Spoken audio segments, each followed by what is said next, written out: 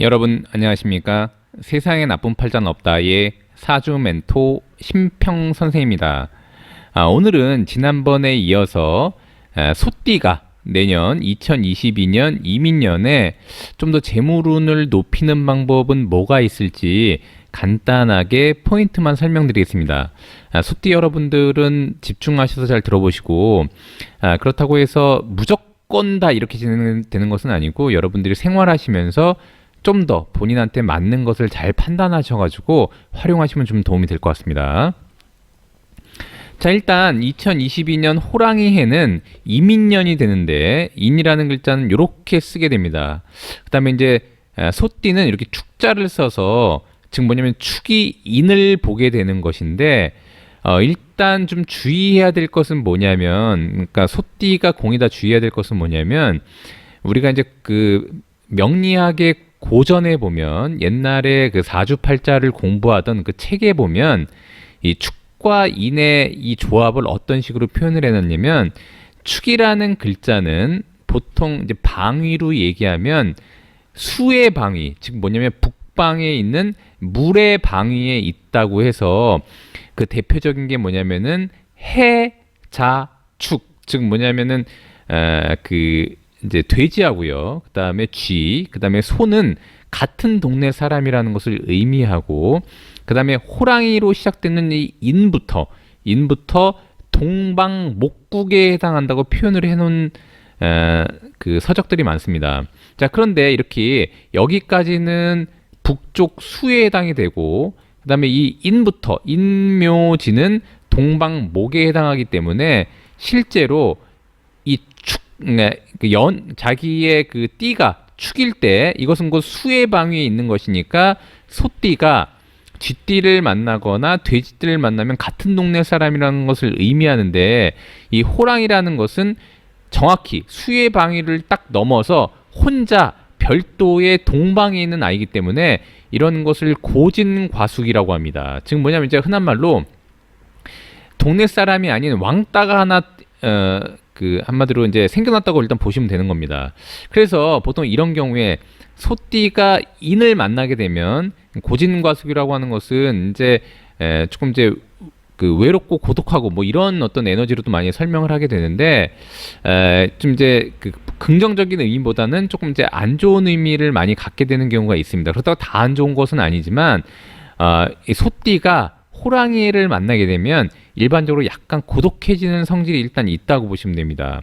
자, 일단 그것을 기본적으로 알아두시고, 그 다음에 축이라는 글자는 오행으로 토가 되고요. 그 다음에 인이라는 글자는 오행으로 목이 되는데, 목은 곧 토를 이렇게 극하기 때문에 이렇게 인이 축을 이렇게 극하게 되는 것을, 이것을 명관이라고 합니다. 그 이유가 뭐냐면 이제 이것은 토는 축이 토이긴 하나 이것은 곧 마이너스가 되고요. 그 다음에 인은 목이긴 하나 플러스가 되기 때문에, 또 플러스와 마이너스가 이렇게 잘 만난 것을 관이라고 하고, 마이너스가 마이너스를 만나거나 플러스가 플러스를 만난 것을 귀라고 합니다. 귀신할 때 귀자를 쓰는 것인데, 그래서 결국에 뭐냐면 이제 이 소띠가 인이라는 글자를 만나는 것은, 만약에 조직에 가담해서 명예를 취하고자 한다면 좀 더 좋은 구조가 될 수 있지만, 어쨌거나 자신을 극하는 것을, 아래에서 위를 극하는 것을 제가 하극상이라고 제가 말씀드린 바가 있는데, 이럴 때는 약간의 노력을 한다면 좀 더 좋은 구조로 될 수가 있는데, 그것을 제가 설명드리려고 하는 것입니다.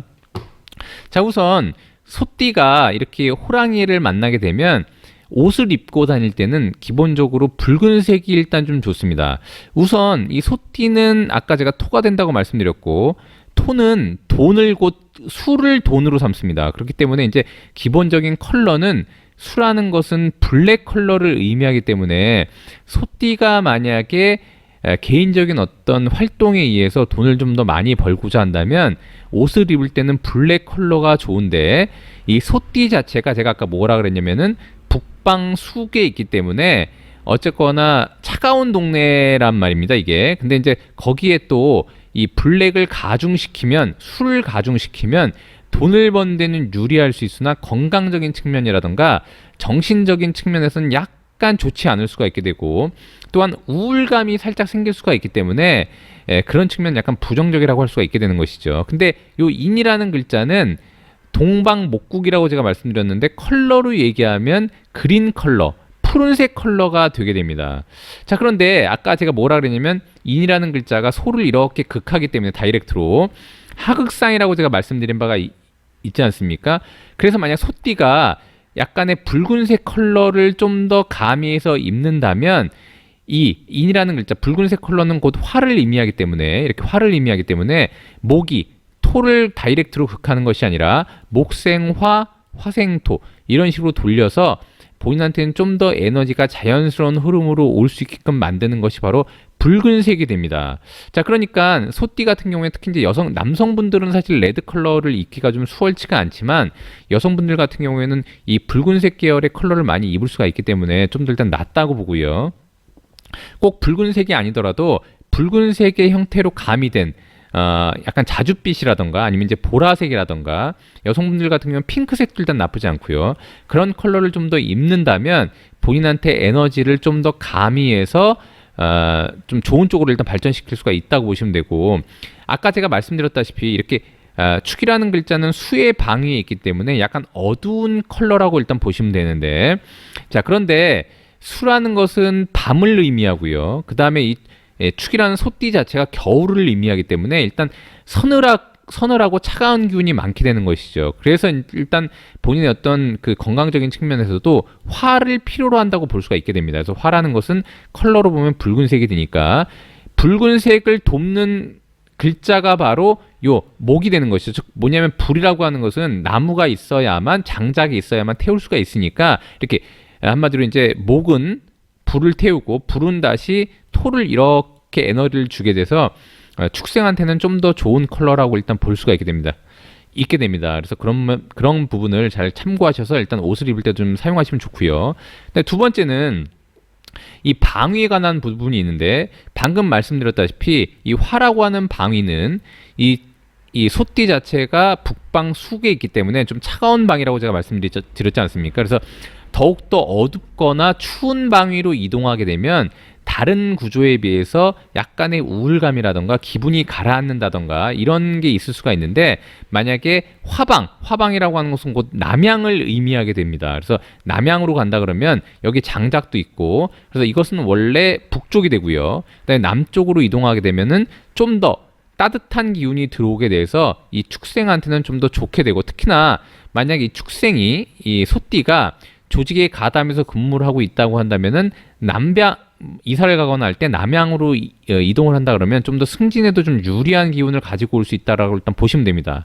자, 그런데 제가 아까 소띠한테는 수라는 글자가 곧 재물이 된다고 말씀드렸는데 수라는 것은 곧 북쪽을 의미하기 때문에 아까 제가 좋은 측면에서는 돈을 벌기에는 유리하나 북쪽으로 이동하면 원래 본인이 북쪽에 있으니까 좀 기운이 더 차가워지는 측면 때문에 정신적인 면에서는 좀 안 좋을 수 있다고 제가 말씀드렸지 않습니까? 그래서 지금 뭐냐면 수도 얻고 그 다음에 정신적인 부분도 좀 균형을 맞추려면 집은 남양으로 선택을 하되 본인이 사는 동네에는 하천이 있다거나 아니면 강이 있다거나 호수가 보인다고 하면은 이렇게 두 가지를 다 취할 수가 있기 때문에 좀 더 유리하다고 일단 볼 수가 있고요. 그래서 일반적으로 소띠가 만약에 조직에 가담해서 근무를 한다 그러면은 만약에 남방으로 이동을 한다거나 남양집을 얻는다 그러면 승진하기에 유리하게 되고 그것에 의해서 연봉이 좀 더 올라간다거나 하는 그런 재물적인 측면에서 좀 더 유리해진다라고 일단 보시면 됩니다.